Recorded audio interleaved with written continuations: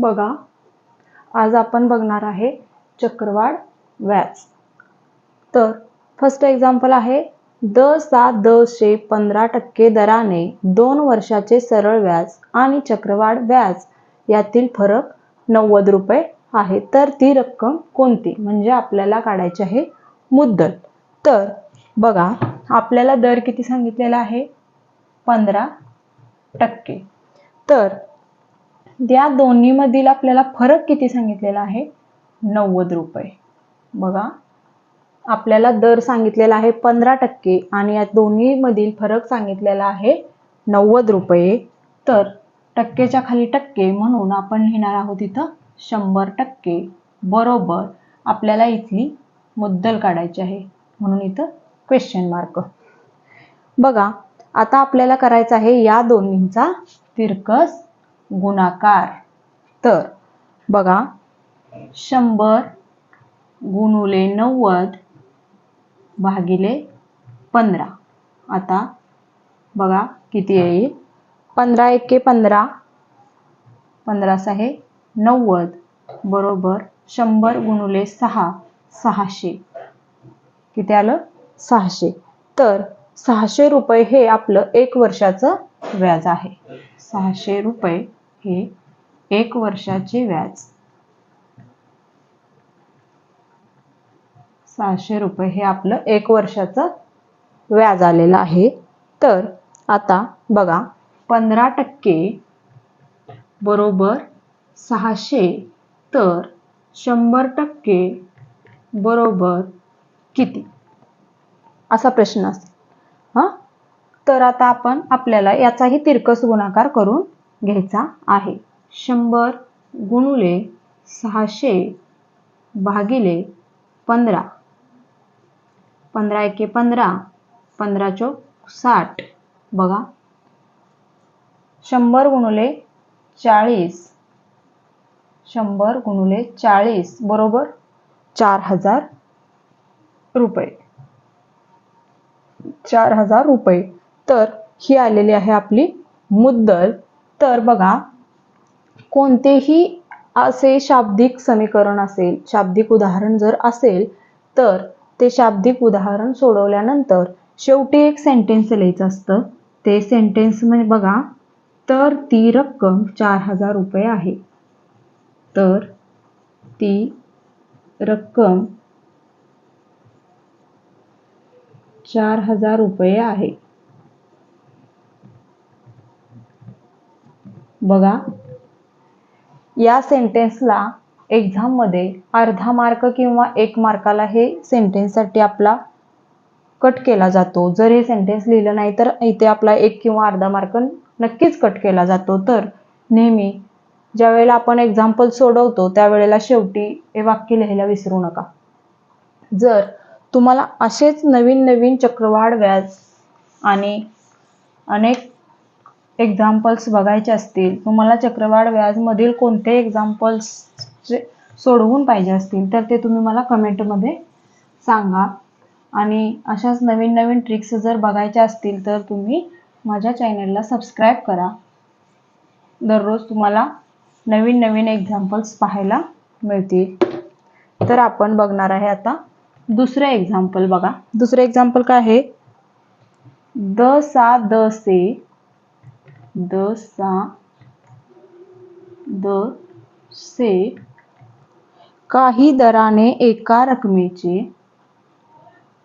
काही दराने एका रकमेचे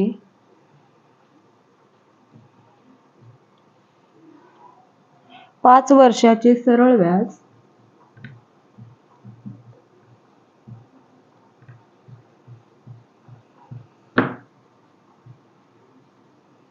5 वर्षाचे सरळ व्याज 2000 रुपये आणि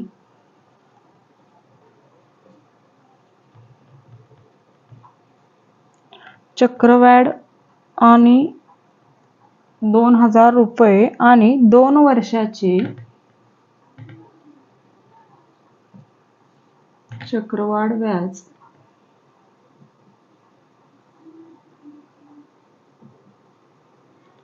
चक्रवाढ व्याज 880 रुपये आहे.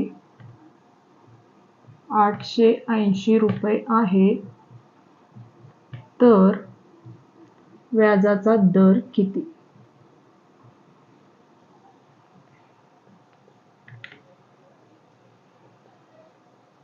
तर आपल्याला काढायचा आहे यामधला व्याजाचा दर, म्हणजे टक्के. 10%, 20%, किती टक्क्याने पैसे आहेत. तर बघा, सुरुवातीला आपण बघणार आहे. तर यामध्ये काय दिलेलं आहे? चक्रवाढ व्याज आणि सरळ व्याज दोन्ही. तर बघा, पहिला आपण लिहून घेऊ चक्रवाढ व्याज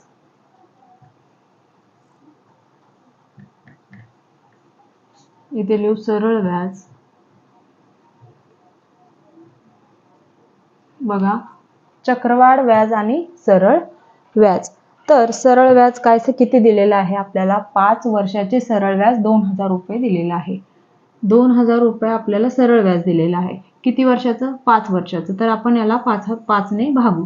5 एके 5, 5 चोक 20 आणि हे 2 शून्य इथे 400. तर 400 रुपये हे 1 वर्षाचं सरळ व्याज आलं. जर सरळ व्याज 400 रुपये आहे म्हटल्यानंतर चक्रवाढ व्याज सुद्धा 400 रुपयेच असणार. तर आपल्याला काय सांगितलेलं आहे? 2 वर्षाचे चक्रवाढ व्याज 880 रुपये आहे.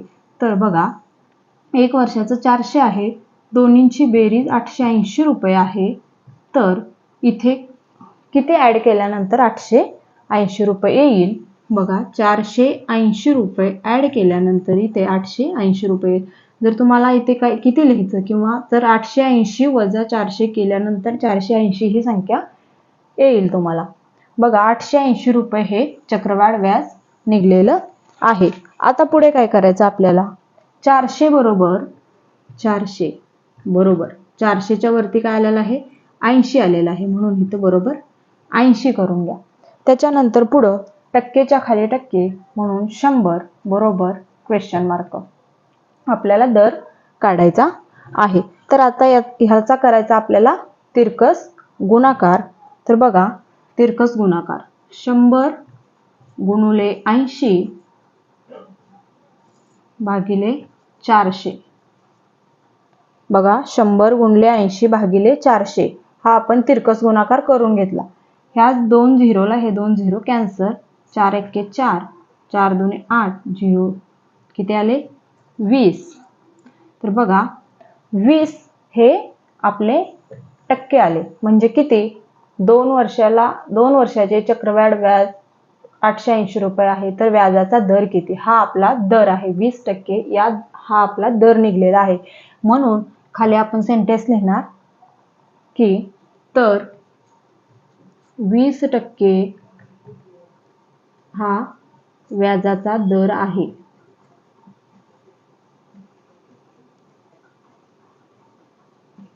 बघा, कधीही सेंटेन्स लिहायला विसरू नका, कारण तुम्ही जर सेंटेन्स लिहायला विसरला तर तुमचा एक्झाम्पल बरोबर सोडवलेला असून देखील 1 किंवा अर्धा मार्क नक्कीच कट होतो एक्झाममध्ये. त्यामुळं सेंटेन्स लिहायला विसरू नका. तर आता आपण बघणार आहे थर्ड एक्झाम्पल.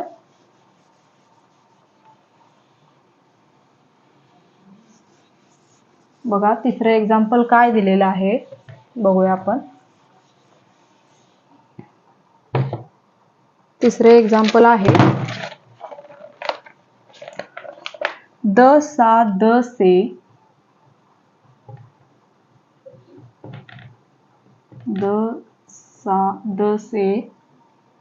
10% दराने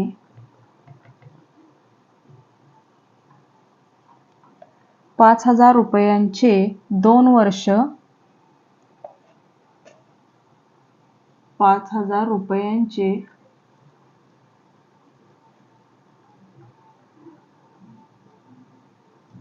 2 वर्ष 146 दिवसाचे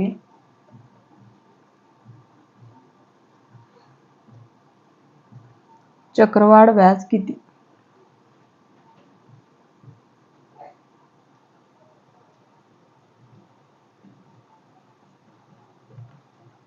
तर बघा, काय सांगितलेलं आपल्याला? 10% दराने 5000 रुपयांचे 2 वर्ष 146 दिवसाचे चक्रवाढ व्याज किती? तर आपल्याला पहिल्यांदा काय लिहिलेलं आहे, मुद्दल. तर मुद्दल आपण लिहून घेऊया 5,000 रुपये गुणुले टक्के सांगितलेले आपल्याला 10% दराने भागिले 100 बरोबर. बघा ह्या शून्याला हा शून्य गायब, ह्या शून्याला ह्या शून्य गेला, 500 रुपये. 500 रुपये हे आलं आहे आपलं एक पहिल्या वर्षाचं चक्रवाढ व्याज. त्याच्यानंतर चक्रवाढ व्याज म्हटल्यानंतर मुद्दलमध्ये व्याज ऍड करत करत जात असतं. बघा 5,000 आपली मुद्दल होती, 5,000 मध्ये 500 रुपये ऍड केल्यानंतर 5,500 रुपये होणार. 5,500 आपली मुद्दल झाली गुणुले दर आहे असा भागिले 100 बरोबर. बघा ह्या शून्याला ह्या शून्य, हे शून्याला हे शून्य गेला, 550 रुपये हे आपलं आलेलं आहे दुसऱ्या वर्षाचं व्याज. त्याच्यानंतर तिसऱ्या वर्षाचं बघा 5,500 अधिक 550 इथंच आपण ऍड करून घेऊ. 0 5 5 5 10 चाल गेले, 1 5 1 6 6,050 गुणुले 10 भागिले 100. बघा ह्या शून्याला हे शून्य, ह्या शून्याला हे शून्य, 605 रुपये हे आपलं आलेलं आहे तिसऱ्या वर्षाचं चक्रवाढ व्याज. तर आता आपल्याला काढायचं आहे,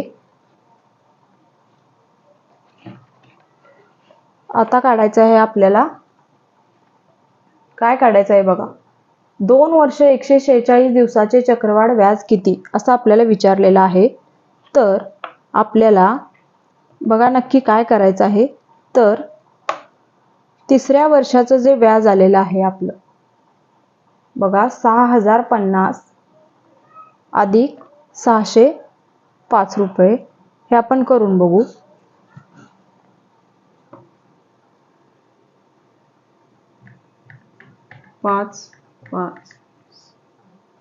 सॉरी आपल्याला काय सांगितलेलं आहे बघा, या तिन्हीमध्ये आपल्याला याची 605 रुपये हे तिसऱ्या वर्षाचं व्याज आलेलं आहे. बघा द से 10% दराने 5,000 रुपयांचे 2 वर्ष 146 दिवसाचे चक्रवाढ व्याज किती असा क्वेश्चन आहे. तर पहिल्यांदा दिलेला आहे आपल्याला मुद्दल लिहून घेतली, त्याच्यानंतर दर दिलेला आहे 10%, खाली 100, 10/100 लिहिल्यानंतर आपले 10% होतात बरोबर. हे शून्याला हा शून्य गेला, ह्या शून्याला हा शून्य गेला बरोबर 500 रुपये. एक वर्षाचं व्याज 500 रुपये आलं. त्याच्यानंतर चक्रवाढ व्याजमध्ये 5,000 अधिक 500 केल्यानंतर 5,500 रुपये आले. 550 रुपये हे दुसऱ्या वर्षाचं चक्रवाढ व्याज आलं. त्याच्यानंतर तिसऱ्या वर्षाची मुद्दल आपली 6,050 रुपये झाली आणि त्याच्यानंतर तिसऱ्या वर्षाचं चक्रवाढ व्याज 605 रुपये आलं. आता आपल्याला काढायचं आहे 2 वर्ष 146 दिवसाचं चक्रवाढ व्याज. त्यामुळं आपल्याला करायचं आहे आता 605 गुणुले किती दिवसाचं सांगितलेलं आहे आपल्याला, 146 गुणुले भागिले 1 वर्षाचे 365 दिवस.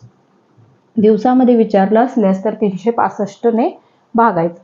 तर बघा आता याला कशाने भाग जातो ते आता बघूया आपण.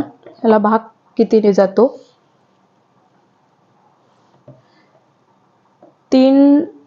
5 ने भाग जातो याला. 5 आहे 5 7 35, 1 उरला, 5 त्रिक 15, 5 1 5, 5 2 10, 5 1 5, 121, इथं 73. मग आता येणार इथं 73 1 73 आणि 73 2 146. बघा 121 गुणुले 2 आलं, 121 गुणुले 2 तर किती येणार, 121 गुणुले 2 242 येते. याचा गुणाकार आला 242. तर 242 रुपये हे आपलं आलेलं आहे 146 दिवसाचे चक्रवाढ व्याज. 242 हे 146 दिवसाचे चक्रवाढ व्याज. 242 हे 146 दिवसाचं चक्रवाढ व्याज आलेलं आहे. आता आपल्याला ह्या 2 वर्ष आणि 146 दिवसाचं चक्रवाढ व्याज बरोबर किती, म्हणजे दोन्ही मिळून किती हे आपल्याला विचारलेलं आहे. तर आता आपण ह्याची बेरीज करूया.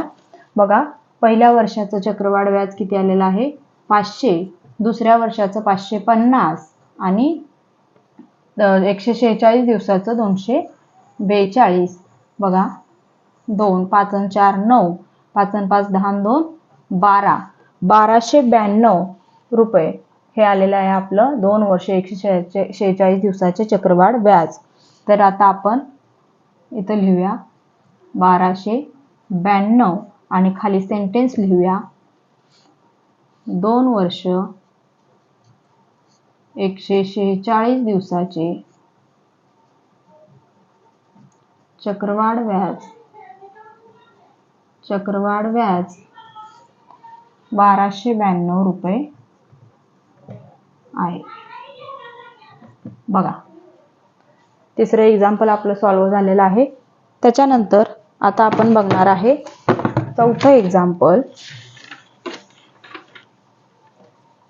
बघा, व्हिडिओ आवडल्यास नक्की सबस्क्राईब करा. वेगवेगळे तुम्हाला ज्या एक्झाम्पलमध्ये तुम्हाला अडचण येईल ते एक्झाम्पल्स मला कमेंटमध्ये सांगा, मी ते एक्झाम्पल सॉल्व्ह करून देईन.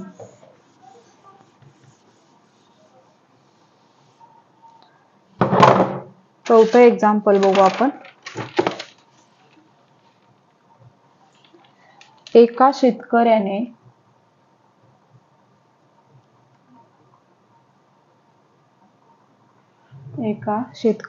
सावकाराकडून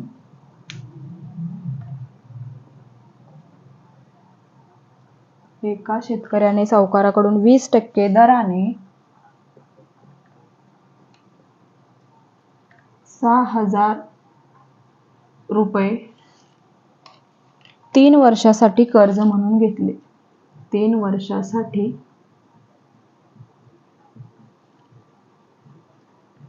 कर्ज म्हणून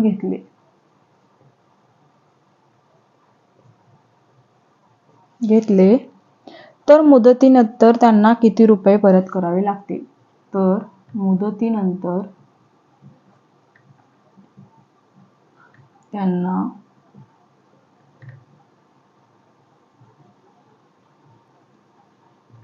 किती रुपये परत करावे लागतील.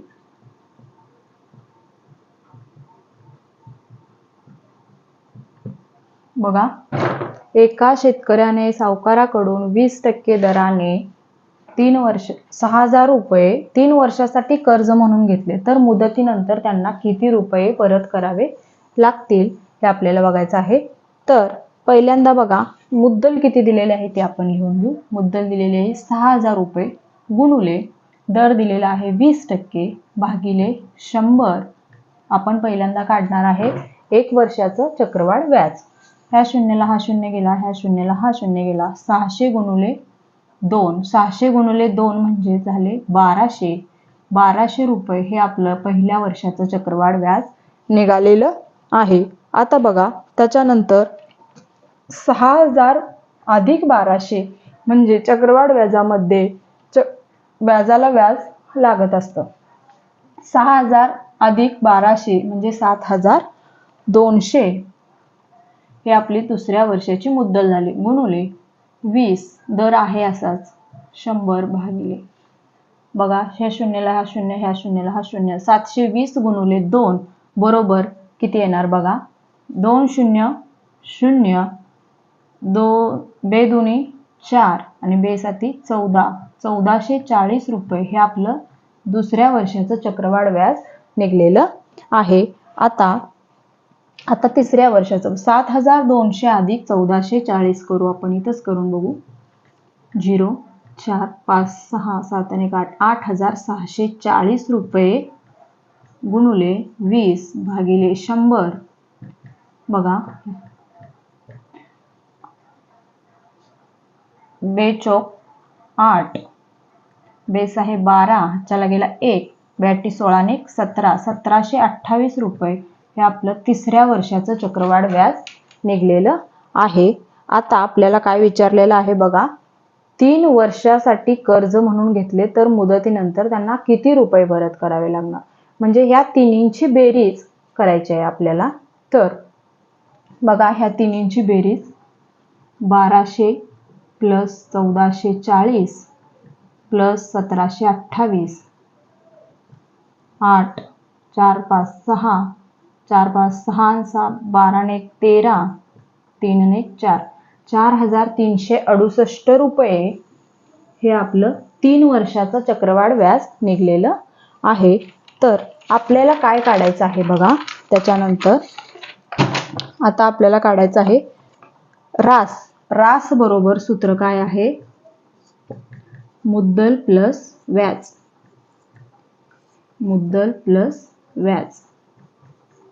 तर मुद्दल आपली किती आहे? 6000 रुपये प्लस व्याज किती आलेला आहे? 4368 रुपये.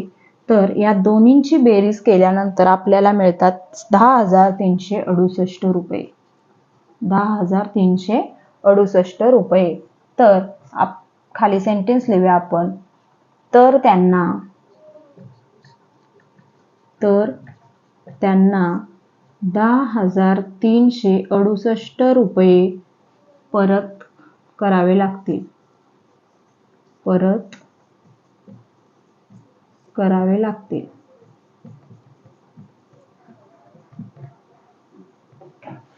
बघा समजलेलं आहे का एक्झाम्पल? आपल्याला काय सांगितलं होतं त्यांनी? 20% दराने 6000 रुपये 3 वर्षासाठी कर्ज म्हणून घेतले, तर मुदतीनंतर त्यांना किती रुपये परत करावे लागतील? म्हणजे मुद्दल आणि व्याज दोन्ही मिळून किती परत करावे लागतील पैसे ते विचारलं होतं. तर आपण काढलेलं आहे 3 वर्षाचं व्याज काढलं, चक्रवाढ व्याज. त्याच्यानंतर आपण मुद्दल प्लस व्याज, मुद्दल आणि व्याजची बेरीज करून आपल्याला मिळालेले आहे 10368 रुपये. तर आता आपण बघणार आहे 5वं एक्झाम्पल.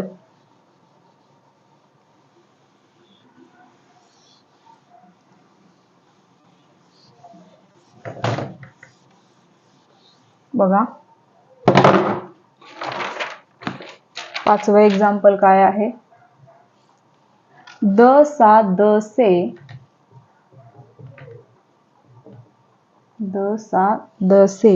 10% दराने 3000 रुपयांची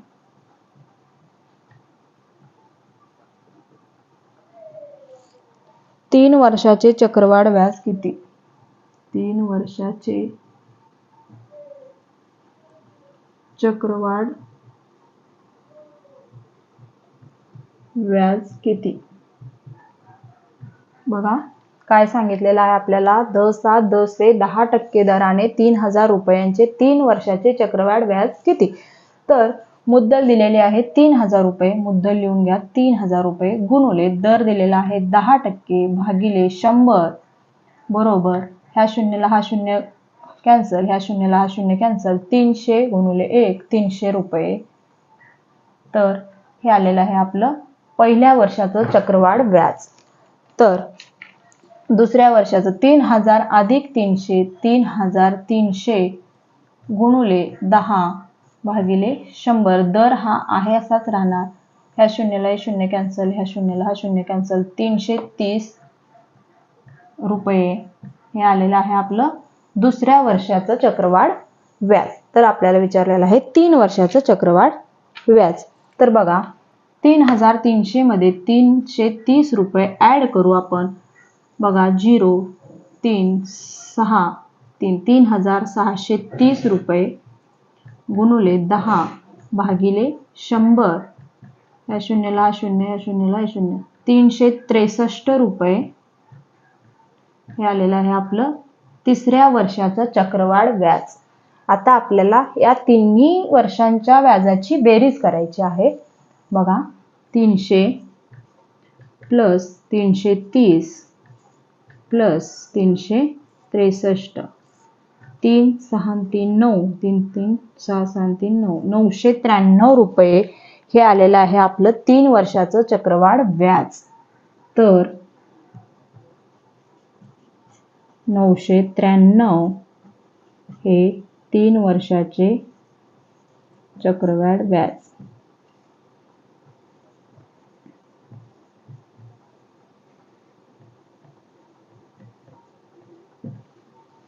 बघा तुम्हाला एकदम सोप्या पद्धतीची गणिते सांगितलेली आहेत मी. अजून काही चक्रवाढ व्याजमधील एक्झाम्पल मी तुम्हाला सोडवून देणार आहे दुसऱ्या व्हिडिओमध्ये. तर दुसऱ्या व्हिडिओमधील एक्झाम्पल्स बघायचे असतील तर चॅनलला सबस्क्राईब करा. तुम्हाला नक्कीच अनेक वेगवेगळे एक्झाम्पल्स पाहायला मिळतील. चॅनलला सबस्क्राईब करा.